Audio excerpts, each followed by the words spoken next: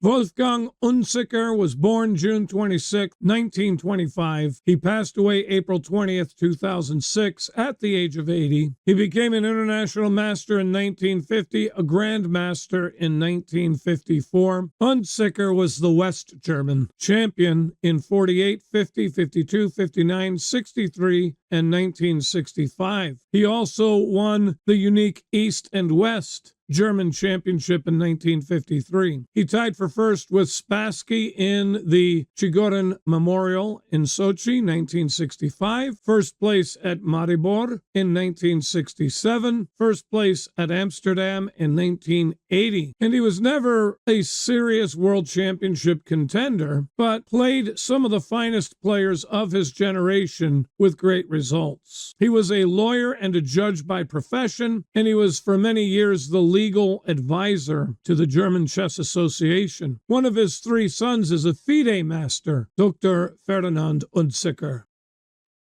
E4 from Unzicker, and Bobby with a rare E5. As we all know, Bobby almost exclusively, but not quite, played the Sicilian defense in general, and Najdorf's variation in particular.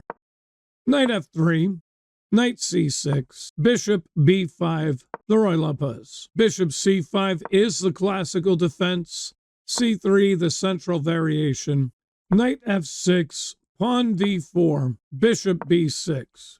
Unzicker castles. I don't know why that's getting an X, because it's a book move. Bobby castles. This is the Benelux variation. Benelux is a portmanteau. A portmanteau is when you form a word out of other words. Notice the letters in Benelux. You've got Belgium, Netherlands, and Luxembourg. The Benelux Union, you may be familiar with it. I think it formed right at the end of World War II. Anyway, Benelux. It's the geographical, economic, and cultural grouping of those three countries: Belgium, Netherlands, and Luxembourg.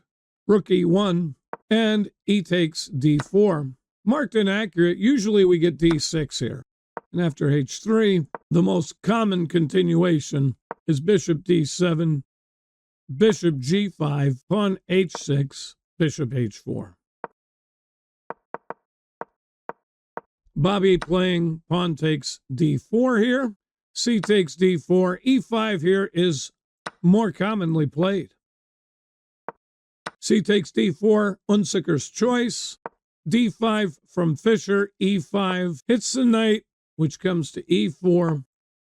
Knight C3, Bishop G4. That's hoping for knight takes the pawn here because of this pin. For that reason, Bishop takes the knight. You can play knight takes knight, but I think it comes with more complications. I'll take this knight. You can take my knight here. I take your bishop. You can take my pawn. I'm still going to take the knight. And whether it's better to take with the queen or the pawn, I'll let you decide. Both have its advantages and disadvantages. You take with the queen, you leave yourself in a back rank weakness, and this pawn is hanging. So probably take with the pawn. Yeah, I get a star. Now I can hit your rook. You can give check, though, because I opened that door. Put my king on H8. Maybe a rook E2 here.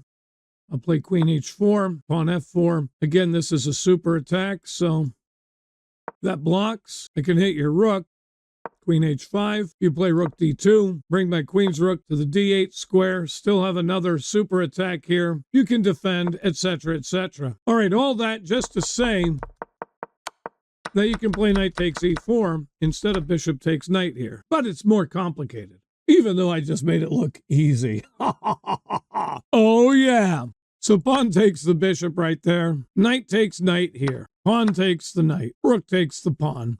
And you get a lot of the same. Except he takes this with his queen, not his pawn. All right, that's a bit of a surprise because that leaves this pawn under-defended. And as you know, an under-defended piece is not really any different than an undefended piece, except for that der in the middle. Under-defended. Bishop takes the pawn. Bishop E3. Bishop takes the pawn on B2. Rook to B1. And now pawn F5, hitting this rook.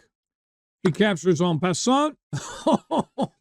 and he offers a draw. Wow, that was fast. They must have been tired. It was toward the end of the event. I mean, there are only 2 more rounds to go, so a little surprising there. Let's look at those numbers. 95.6 from Unzicker, 97.7 from Fischer. Single game rating 2850 for Unzicker, 2950 for Bobby Fischer.